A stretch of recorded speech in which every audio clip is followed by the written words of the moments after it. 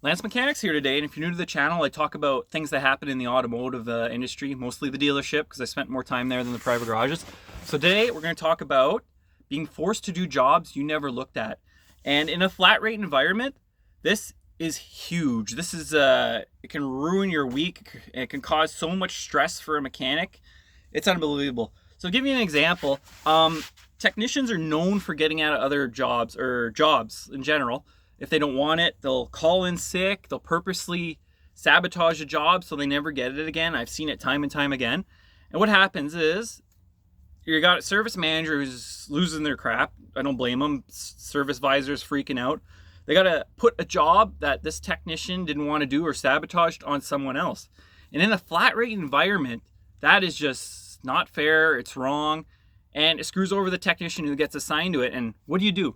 You can't just, if you're trying to make money, you can't just decline work. They're gonna ask you nicely, to be honest. They're gonna say, hey, do you want to do this? And if you say no, well, we got to give it to you. You're the only one. They're not giving you the option to say no. They're just being polite. It's really messed up. You're gonna see that a lot in the industry. So what happens is if you're a flat rate mechanic, it just ruined your day. Now you'll have people in the comments saying, hey, I go to work all the time and I do jobs I don't want to do. But yeah, you're paid that full day no matter what happens. As a flat rate technician, someone who just got out of a job or weaseled their way out of it just took money off your plate. They took money out of your pocket to feed your kids. That's basically being forced to do other people's jobs in the dealership, and it's completely unfair.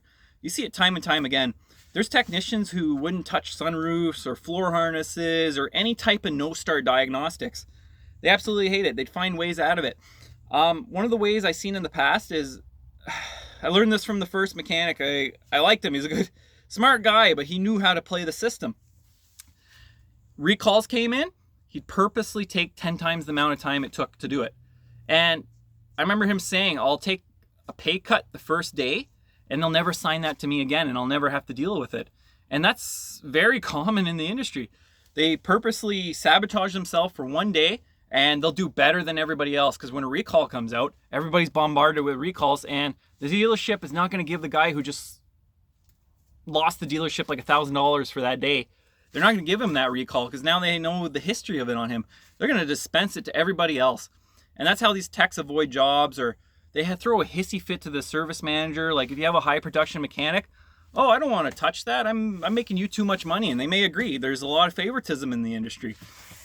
So what do? They're going to force another job onto another technician. That technician is going to get screwed over. And if it's a repeat customer, the technician who got stuck with that job, it could have been diagnostics, now has to own that job. He's stuck with it for life.